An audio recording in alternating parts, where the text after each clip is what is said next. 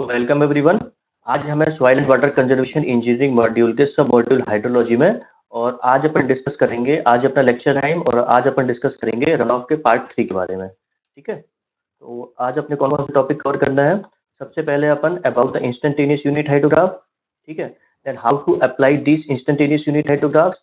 Then अपन बात करेंगे how to derive this IUH. Then बात करेंगे अपन नैश मॉडल के बारे में एंड सिंथेटिक यूनिट हाइड्रोग्राफ्स के बारे में।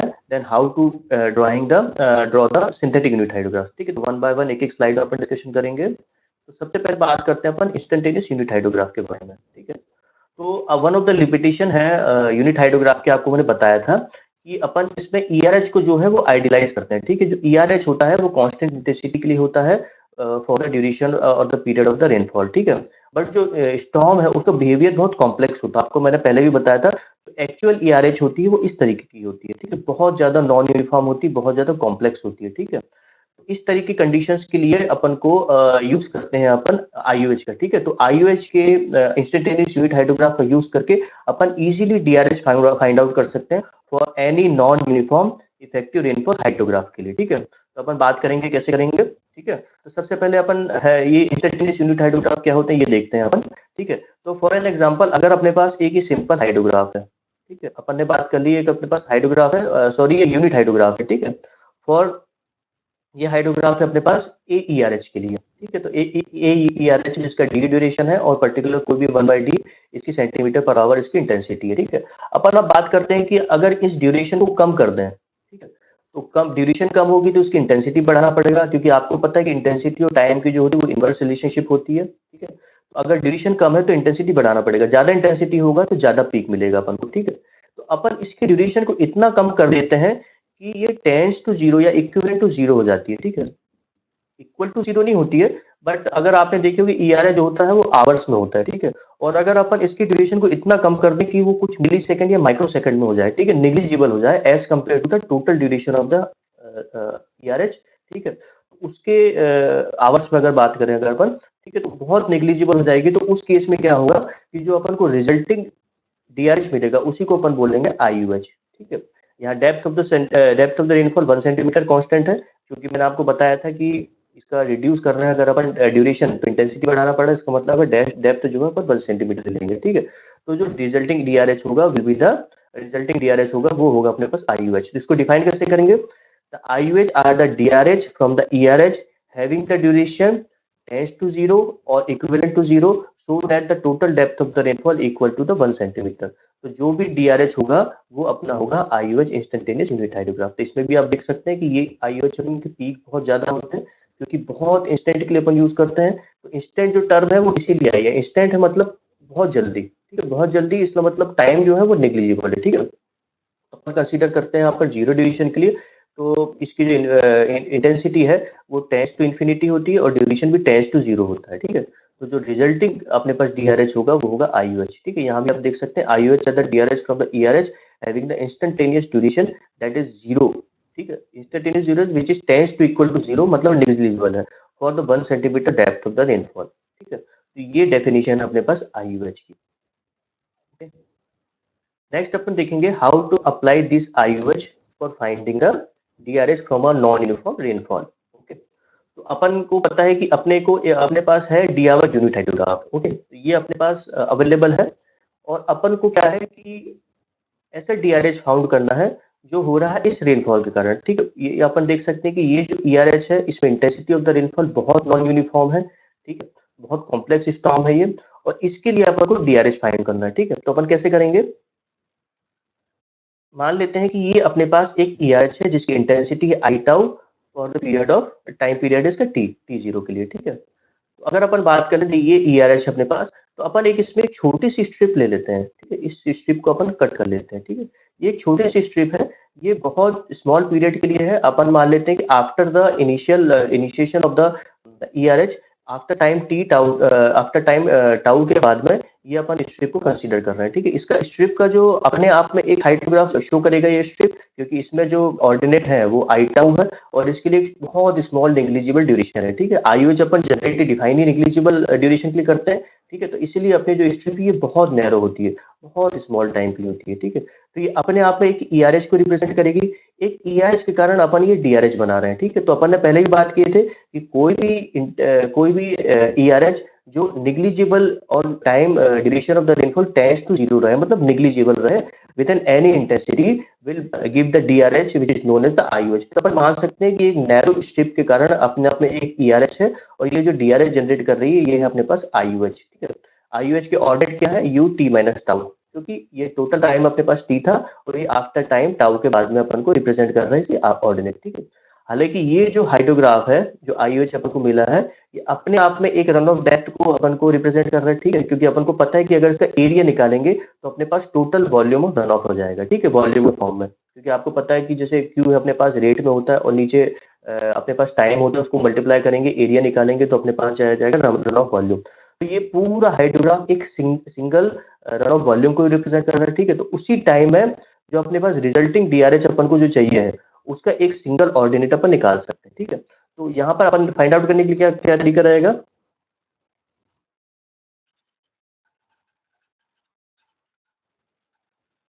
तो फाइंड आउट करने के लिए क्या तरीका रहेगा कि अपन हर एक स्ट्रिप के लिए अलग अलग, ठीक है? यहाँ पर मल्टीपल स्ट्रिप्स अपन ले लेंगे, सबके लिए एक आईयूएच जनरेट होंगे, ठीक है? तो एन नंबर ऑफ आईयूएच जाएंगे और वो एन नंबर आईयूएच अपने आप में ऑर्डिनेट्स देंगे अपन को डिजायर्ड डीआरएच के, ठीक है? तो हर एक आईयूएच जो है एक नैरो स्ट्रिप है, वो हर एक एक आईयूएच जनरेट करेगी और हर एक आईयूएच अपन को ऑर्डिनेट देंगे डिजायर्ड डीआरएच के, ठीक है?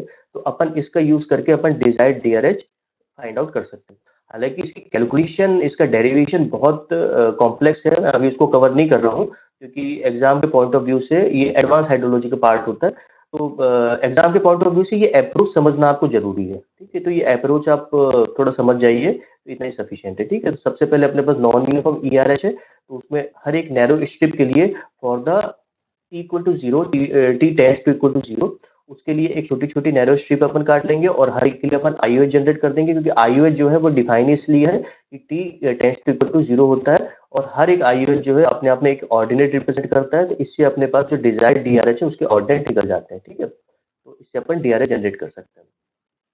तो ये तरीका है निकालने का। देन अपन देखेंगे how to derive this IUHs, okay? Instantaneous unit hydrograph को अपन कैसे डिराइव करते हैं? तो दो मेथड्स हैं, bye using the S curve and bye using the Nash model, ठीक है? तो सबसे पहले अपन बात कर लेते हैं एस कर्व्स की।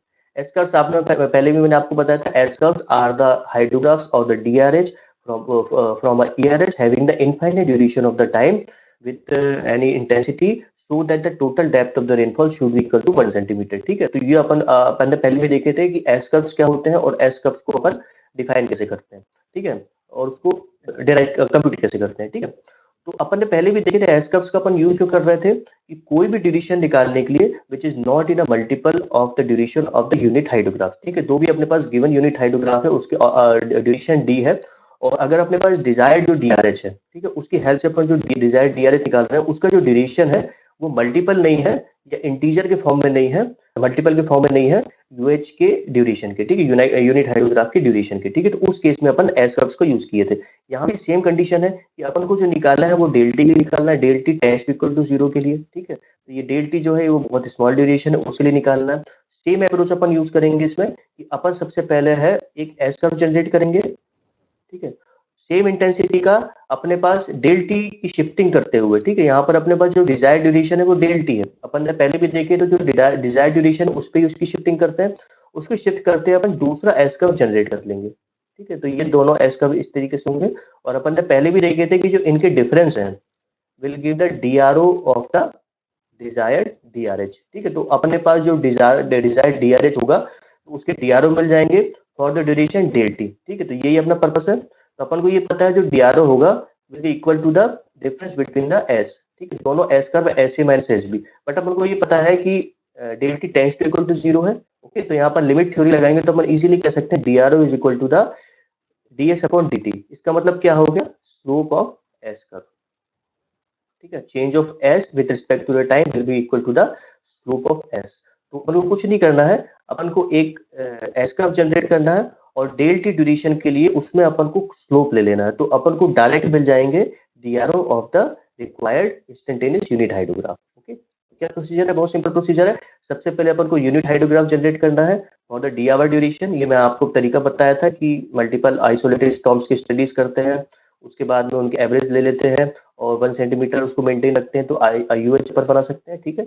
उसके बाद उस यूएच के बाद में अपन एस कर्व बना सकते हैं। एन नंबर ऑफ यूनिट हाइड्रोग्राफ्स हैं अगर अपने पास में, उनको अपन लैग करते हैं फॉर द डी ड्यूरेशन के लिए, ठीक है? और सब कुछ टाइम इनवेरियंस प्रिंसिपल और प्रिंसिपल ऑफ सुपरपोजिशन का यूज करके सबको सम ऑफ कर देते हैं, तो जो रिजल्टिंग अपने पास होता है वो होता है एस कर्व, ठीक है? तो उस डी आवर ड्यूरेशन के लिए अपन एस कर्व निकाल लेते हैं और हर एक एवरी पॉइंट में अपन एवरी पॉइंट ऑफ टाइम में उसका स्लोप लेते हैं, ठीक है? तो अपन मान लेते हैं कि अपने पास एस कर्व है और हर एक पॉइंट ऑफ टाइम में अपन इसका स्लोप लेते जाते हैं, ठीक है? That is the change of S with respect to the time, ठीक है? तो उसका जो स्लोप होता है वो अपन को डायरेक्ट दे देता है डिजायर्ड आई इमेज, ठीक है? अब आप देख रहे हैं कि यहाँ पर जो स्लोप है वो 0 है, देन ये स्लोप इंक्रीज हो रहा है, तो एक इस फॉर्म में अपन को एक हाइड्रोग्राफ मिल जाता है, देन आगे जाके ये पूरा कांस्टेंट हो रहा है, ठीक है? तो ये हो जाता है स्लोप 0, ठीक है? तो अपने पास जो डायरेक्ट है अपन को आईयूएच मिल जाता है by taking the slope of the S curve. Okay, तो ये पहली मेथड है। दूसरी मेथड क्या है? दूसरी मेथड है bye using the Nash model. Okay, तो नैश ने क्या कंसेप्चुलाइज किया था कि जो वाटरशेड है या बेसिन है या कैचमेंट एरिया है, ये कंसेप्चुलाइज किया था कि एक series of the linear reservoir models है, ठीक है? अपन मान लेते हैं कि एक छोटा सा कोई वाटरशेड है या कैचमेंट एरिया है, जिसमें अपन मान लेते हैं कि इसका जो वाटर है वो कंट्रीब्यूट कर रहा है ए के लिए। तो नैश ने कंसेप्चुलाइज किया था कि यहाँ पर एक series of linear reservoir model है, ठीक है? इस तरीके से अरेंज है कि पहला रिजर्वायर है उसका जो इनफ्लो होगा, ठीक है, वो आउटफ्लो जनरेट करेगा और जो पहले का आउटलेट है वो सेकंड वाले का इनफ्लो होगा, ठीक है? आप इसमें देख सकते हैं कि अपन मान लेते हैं कि यहाँ से अगर रेनफॉल पहले वाले रिजर्वायर में आ रही है, ये इसका इनफ्लो है, तो इसका आउटफ्लो है I1, वो दूसरे के लिए होगा इनफ्लो, ठीक है? तो इस तरीके से जो है ये अपने पास ये कंसेप्ट है लीनियर रिजर्वायर मॉडल का, ठीक है? तो नैश ने क्या बोला था कि कंसेप्ट ये किया था कि जो मूवमेंट ऑफ द वाटर होता है वो इस फॉर्म में होता है, ठीक है? इसको अपन क्या बोलते हैं? लीनियर रिजर्वायर मॉडल, ठीक है? तो Nash conceptualized that a catchment of the watershed is a series of the linear reservoir model, ये अपन ने देख लिया, such as the outflow of the first will be the inflow of the second reservoir, ठीक है? इस तरीके से movement होता है। तो इसमें थ्योरी कैसे दिए थे इनने कि अगर अपन इसमें 1 सेंटीमीटर ऑफ द रेनफॉल अगर पुट करते हैं, ठीक है? और आफ्टर डेल टी, ठीक है? एक डेल टी टाइम में अपन लेते हैं which is tends to equal to 0 होता है, ठीक है? तो उस डेल टाइम टी में जो सबसे लास्ट जो रिजर्वायर होगा, सबसे लास्ट रिजर्वायर होगा आउटलेट के किनारे में, ठीक है? जहाँ पर अपन मेजरमेंट चाह रहे हैं, तो सबसे जो लास्ट रिजर्वायर होगा उसका जो आउटफ्लो होगा will give the direct runoff ordinate for this IUH, ठीक है? तो इसमें ड्यूरेशन अपने पास डेल टी है, डेल टी टाइम के लिए जो भी आउटफ्लो होगा लास्ट रिजर्वायर से वो होगा अपने पास direct runoff ordinate. Okay, इसी की थ्योरी का अपन यूज करके डेरिवेशन करते हैं। तो इसमें अपन यूज कर रही है कंटिन्यूटी इक्वेशन, ठीक है? तो कंटिन्यूटी इक्वेशन क्या बोलती है? Net flow is equal to the change of storage, ठीक है? तो अपन मान लेते हैं कि ये रिजर्वायर है, इसमें अगर अपने पास इनफ्लो हो रहा है आई, ठीक है, और आउटफ्लो हो रहा है क्यू, ठीक है? तो अपन को पता है after del time T total inflow होगा I del T minus Q del T, तो ये नेट फ्लो हो गया चेंज ऑफ स्टोरेज की, ठीक है? तो अपन मान लेते हैं यहाँ पर चेंज ऑफ स्टोरेज है, वो है अपने पास एस, ठीक है? जो एस चेंज हो रहा है विद डेल टाइम टी, तो इक्वल टू होगा I del T minus Q del T, ठीक है? इसी थ्योरी का यूज करके, हालांकि इसमें डेरिवेशन बहुत लंबा है, मैंने यहाँ पर कवर नहीं किया हूँ क्योंकि वो बहुत कॉम्प्लेक्स है। ओके, तो आपको इतना पढ़ने की जरूरत नहीं है, आप ये सिंपल पढ़ सकते हैं कि अगर अपन को nth नंबर का रिजर्वायर से अगर निकालना है, टोटल कितना डिस्चार्ज हो रहा है, कितना आउटफ्लो हो रहा है, यही अपना डिजायर्ड है, ठीक है?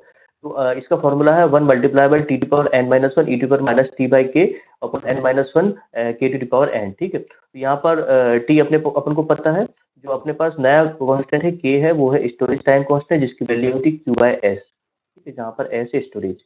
एक्चुअली कंसेप्ट क्या है, अपन को ये पता है कि टोटल इनफ्लो है अपने पास, सॉरी, जो टोटल आउटफ्लो है will be a function of the height, ठीक है? कितनी हाइट ऑफ वाटर है तो वो आउटफ्लो होगा, and total storage will also be the function of the height, ठीक है? इन दोनों का अपन यूज करके अपन ये कह सकते हैं Q इज इक्वल टू होगा K इंटू एस, इसलिए K इज इक्वल टू होगा Q बाय एस। तो इससे अपन इजीली फाइंड आउट कर सकते हैं K की वैल्यू, जो K अपन ने डिफाइन की है वो है स्टोरेज टाइम कांस्टेंट, ओके? और एस है अपने पास स्टोरेज, ओके? तो ये कंसेप्ट है इसका।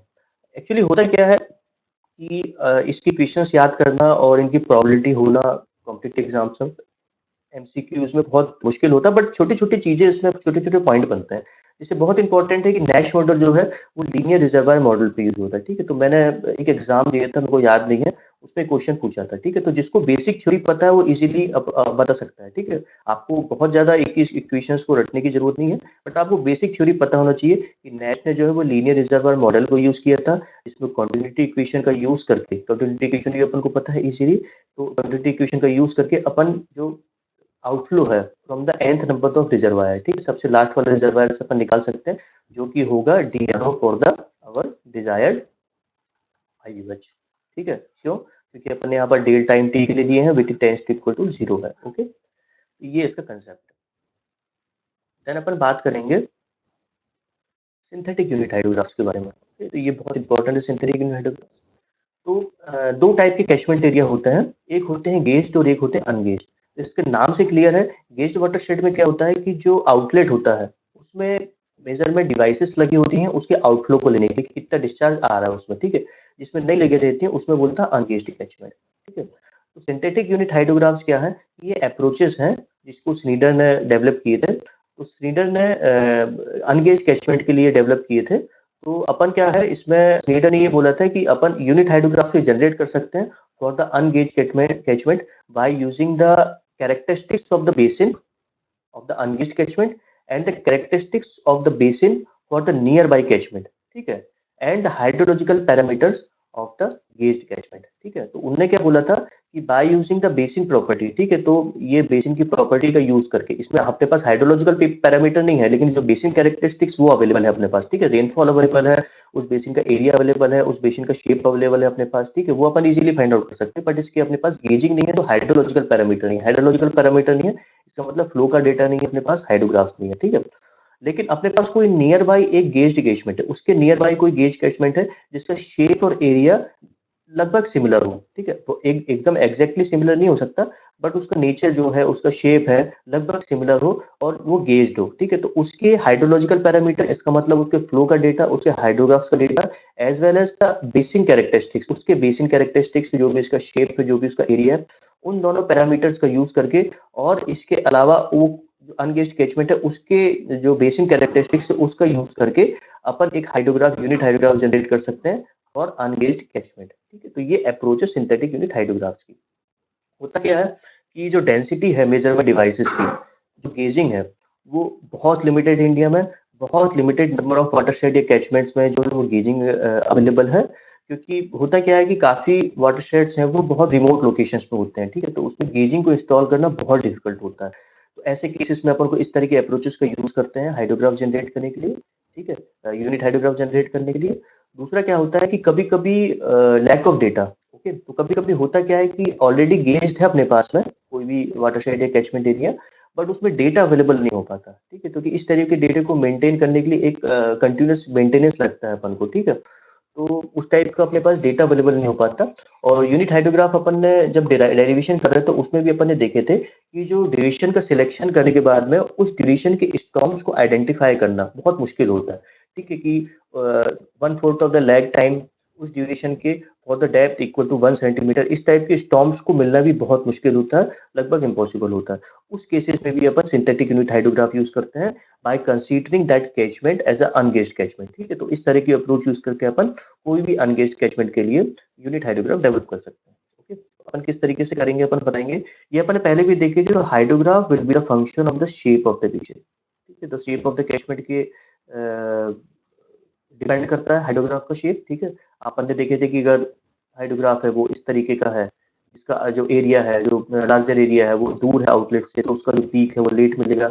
अगर लार्जर एरिया इसके आउटलेट के पास में तो उसका पीक जल्दी मिलेगा। तो ये अपन ने पहले स्टडी किए थे। तो ओवरऑल अपन ये कह सकते हैं कि जो hydrograph will be the function of the catchment characteristics, basin characteristics, that is the shape of the catchment, okay? अच्छा, एक इसमें कांसेप्ट आता है टाइम लैग का। टाइम लैग का आपको मैंने भी पहले भी बताया था, it is the time difference between the centre of the mass of the rainfall to the centroid of the hydrograph, ठीक है? तो जो सेंट्रोइड ऑफ द हाइड्रोग्राफ, जो हाइड्रोग्राफ का एरिया है उसका सेंट्रोइड है, उससे centre of the mass of the rainfall जो ईआरएच का सेंट्रोइड है, उसके बीच में जो डिफरेंस होता है उसको अपन बोलते हैं टीपी या बोलते हैं इसको टाइम लैग, ठीक है? हालाँकि इसकी बाय डेफिनिशन ये सेंट्रोइड ऑफ द डीआरएच होता है, बट इस सेंट्रोइड को फाइंड आउट करना कंप्यूटेशनल पर्पज से बहुत डिफिकल्ट होता है। इसीलिए अपन कंसीडर करते हैं कि the time difference between the centre of the mass of the rainfall up to the peak of the hydrograph QP, तो अपन लेते हैं उसको टाइम लैग टीपी के बराबर, ठीक है। तो कंप्यूटेशनल पर्पज से मैंने आपको बता दिया, बट अगर आपके पास जब भी क्वेश्चन या कुछ आप लिटरेचर में देखेंगे तो आप ये देखेंगे कि उसकी बाय डेफिनेशन ये centre of the mass of the rainfall से सेंट्रोइड ऑफ द हाइड्रोग्राफ लेते हैं, ठीक है। तो बाय डेफिनेशन ये up to the centroid of the DRH है, हाइड्रोग्राफ है, बट कंप्यूटेशनल पर्पज से अपन को उसको पीक में लेते हैं। क्यों? क्योंकि इसको आइडेंटिफाई करना बहुत डिफिकल्ट होता है, ठीक है। तो कुछ बेसिक प्रॉपर्टी के बारे में अपन बात करेंगे। सबसे पहले एल एक्सियल लेंथ, ठीक है। तो अलोंग द मेन स्ट्रीम जो लेंथ होती है उसको अपन बोलते हैं एक्सियल लेंथ एल, ठीक है। तो कोई भी वाटरशेड इसका आउटलेट यहाँ पर है और इसकी मेन स्ट्रीम है, तो इस मेन स्ट्रीम की जितनी भी लेंथ होगी उसको अपन बोलेंगे एक्सियल लेंथ, ठीक है। और एलसी क्या होता है कि length of the length from the centroid of the watershed to its outlet, okay. तो ये अपने पास एलसी। एलसी को फाइंड आउट कैसे करते हैं कि अगर कोई वाटरशेड है, इसका अगर कहीं भी सेंट्राइड है, मान लेते हैं कि यहाँ पर सेंट्राइड है, ठीक है। तो इसके अपोजिट में जो स्ट्रीम है, स्ट्रीम में जो भी पॉइंट होगा उस स्ट्रीम के अलोंग द लेंथ जो भी डिस्टेंस होगा up to the outlet of the watershed, ठीक है। तो ये अलोंग द जो भी लेंथ आएगी अपने पास उसको अपन बोलेंगे एलसी, ठीक है। तो एलसी क्या है? Stream length from the centroid of the watershed to its outlet, ठीक है। तो इसको मेजर जो करने का तरीका वो इस तरीके से, ओके। तो स्नीडर ने क्या ऑब्जर्व किया था? स्नाइडर ने TP is equal to time lag is equal to CT L S T power 0.3, ठीक है। और टीआर इज इक्वल टू होता है टीपी अपन 5.5। ये टीआर जो है ये एक स्टैंडर्ड ड्यूरेशन अपन आप मान के चलिए कि कोई एक ड्यूरेशन नहीं है, ठीक है, स्टैंडर्ड ड्यूरेशन है, ओके। तो स्नीडर ने क्या ऑब्जर्व किए थे कि TP is equal to CT L S T power 0.3 and TR is equal to TP upon 5.5, ठीक है। तो अपन मान लेते हैं कि अपने पास दो टाइप के कैचमेंट एरिया है, दो टाइप के वाटर स्टेट एरिया, एक है अनगेज्ड और एक है गेज्ड, ठीक है। अनगेज्ड के लिए अपन को पता है एल एल सी और ए, ये अपन इजीली फाइंड आउट कर सकते हैं, ठीक है, उसकी बेसिक कैरेक्टरिस्टिक्स है। बट टीपी और टीआर अपने को अननोन है। क्यों? क्योंकि अपने पास इसमें हाइड्रोग्राफ नहीं है। हाइड्रोग्राफ नहीं इसलिए अपन लेग टाइम भी निकाल सकते नहीं निकाल सकते और टीआर भी नहीं निकाल सकते, ठीक। तो स्टैंडर्ड ड्यूरेशन है, ड्यूरेशन ऑफ रेनफॉल ये स्टैंडर्ड है। आप मान मान के चलिए कि कोई भी एक ड्यूरेशन है जिसको अपन डिजाइन कर रहे हैं यूनिट हाइड्रोग्राफ में, ओके। तो टीआर और टीपी अपन इसके लिए अननोन है, ये हाइड्रोलॉजिकल पैरामीटर है। गेज्ड कैचमेंट है उसको अपन एस्टेरिक से डिनोट कर रहे हैं, ठीक है। तो उसके लिए सभी पैरामीटर हाइड्रोलॉजिकल पैरामीटर और बेसिन पैरामीटर सभी अवेलेबल है अपने पास, ठीक है। तो इसका फॉर्मूला कैसे देते हैं? तो स्नीडर ने ये बोला था कि जो टीपी, ठीक है, time of lag time for the ungauged catchment equal to 22/21 TP star minus TR star upon 4, ठीक है। तो ये values TP star TR star by 4 ये अपने पास नोन है, ठीक है। जो कोई भी अपने पास गेज्ड कैचमेंट है इसे अपन इजीली निकाल सकते हैं, ठीक है। तो इससे अपन टीपी की वैल्यू इजीली निकाल सकते हैं, ठीक है। और इस ये टीपी अपन को पता है ये इक्वल टू होता है सीटी एलएलसीटी पावर 0.3 के, ठीक है। तो यहाँ पर जो बेसिक कैरेक्टरिस्टिक यूज करेंगे अपन गेज्ड कैचमेंट के लिए, तो by using the parameters of the gauge catchment we can calculate the value of the CT, ठीक है। और ये जो सीटी वैल्यू है कांस्टेंट वैल्यू है, तो दो कांस्टेंट वैल्यू सीटी और सीपी, ठीक है। तो ये कांस्टेंट वैल्यू है, ये दोनों वाटरशेड कैचमेंट के लिए लगभग बराबर होगी। स्नीडर ने ये बोला था क्योंकि ये दोनों वाटरशेड या कैचमेंट एरिया लगभग सिमिलर है, ठीक है। इनका शेप साइज और एरिया लगभग सिमिलर है, ठीक है। तो सीटी और सीपी वैल्यू दोनों की सिमिलर होगी, ओके। तो इस कंसेप्ट का यूज करके अपन सीटी निकाल सकते हैं। और एक और इसमें फॉर्मूला है QP star is equal to CP 2.78 A star over TP star. इसमें भी सब वैल्यू नोन है, बस सीपी अपन को अननोन है। तो अपन यहाँ से सीटी निकाल सकते हैं और यहाँ से अपन सीपी निकाल सकते हैं, ओके। सीटी और सीपी अपने पास आ गया, तो अपन इस फॉर्मूले में अपन इसको पुटअप कर देंगे तो अपने पास टीपी आ जाएगा और टीआर आ जाएगा। तो टीपी और टीआर आने के बाद में अपन अपने पास हाइड्रोग्राफ जो है उसके दो पॉइंट अपन को आइडेंटिफाई हो जाएंगे, ठीक है। अब इसमें एक केस क्या आता है कि अगर अपने पास जो भी डिजायर्ड ड्यूरेशन है, अपन अपन मान लीजिए कि ये जो टीआर है स्टैंडर्ड ड्यूरेशन है वो 4 आवर है, ठीक है। और अपने जो डिजायर्ड ड्यूरेशन है जो अपन को जिसके लिए यूएच डिजाइन करना है वो भी 4 आवर ही है, ठीक है। तो अपन इस फॉर्मूला का यूज करके सेम जैसा आपको मैंने प्रोसेस बताया था उस तरीके से अपन टीआर और टीपी की वैल्यू निकालेंगे। बट अगर जो नया अपने पास डिजायर ड्यूरेशन है वो नहीं कोई दूसरी है जैसे 5 आवर्स है, ठीक है। तो उसको बोलते हैं अपन टीआर, ठीक है, कैपिटल टीआर, ओके। उस कैपिटल टीआर के लिए अपन ने एक नए इक्वेशन इनने दिए थे कि कैपिटल टीपीआर ये मतलब नई जो ड्यूरेशन के लिए जो है उसके लिए जो टाइम लैग है वो है टीपीआर, ओके। तो टीपीआर इज इक्वल टू होता है 22.21 CT LLC power 0.3 plus TR by 4। तो इसमें अपन को टीआर भी पता है, एलएलसी की वैल्यू भी पता है और सीटी की भी पता है, ठीक है। सीटी की वैल्यू अपन ने पहले भी कैलकुलेट किए थे, एलएलसी जो है वो अनगेज्ड कैचमेंट के लिए है और टीआर की वैल्यू अपन को वैसे ही पता है, ठीक है। और क्यूपीआर इज इक्वल टू होता है that is the time of peak for the disk duration, is equal to CP 2.78 A upon TPR. ठीक है, टीपीआर की वैल्यू अपन ने यहाँ से निकाल लिया है, एरिया अपन को अवेलेबल है और सीपी की वैल्यू अपन ने यहाँ से कैलकुलेट की है। तो ये अगर अपने पास ड्यूरेशन जो है वो जो डिजायर्ड ड्यूरेशन है वो स्टैंडर्ड ड्यूरेशन के बराबर नहीं है, तो अपन यहाँ पर अपना कैलकुलेशन क्लोज कर देते हैं। ठीक है, और बट डिजायर्ड ड्यूरेशन अपने पास दूसरी है, तो अपन कैलकुलेशन को 2 स्टेप में और आगे बढ़ाते हैं और टीपीआर और क्यूपीआर की वैल्यू निकालते हैं। ठीक है, अब अपन देखेंगे कि इन वैल्यूज आने के बाद में अपन ड्रॉ कैसे करते हैं यूनिट हाइड्रोग्राफ्स को। ठीक है, तो कैसे ड्रॉ करते हैं, इसके लिए अपने पास क्या होता है, अपन को ये पता है कि अपने पास आ गई है टीपीआर और क्यूपीआर। ठीक है, तो अब मैंने टीपीआर क्या बताया था, टाइम लैग। ओके, तो अपने पास ये मान लेते हैं कि हाइड्रोग्राफ है, ये अब उसका ईआरएच है और ये उसका हाइड्रोग्राफ। ठीक है, तो अपने पास में सॉरी अपने पास में जो वैल्यूज अवेलेबल है, तो अपने पास में वैल्यूज कौन सी अवेलेबल है, ईआरएच अपने पास अवेलेबल है, उसका सेंट्रोइड अपन को अवेलेबल है। तो अपने पास में लगभग ये वैल्यू अपन जो है वो अपन को अवेलेबल है, जो कि है टीपीआर। ठीक है, अप टू द पीक। और एक अपने पास है क्यूपीआर। क्यूपीआर मतलब ये जो वैल्यू है, ठीक है, मीटर क्यूब पर सेकंड में अगर अपने पास मीटर क्यूब पर सेकंड और टाइम में अपने पास हाइड्रोग्राफ अगर जनरेट करना है, तो ये वैल्यू अपन को पता है और ये अपने पास डिस्टेंस पता है। ठीक है, बट इससे अपन हाइड्रोग्राफ जनरेट नहीं कर सकते, तो इसमें कंसेप्ट आता है W75 W50 का। ठीक है, तो W75 क्या होता है, 75% ऑफ द पीक।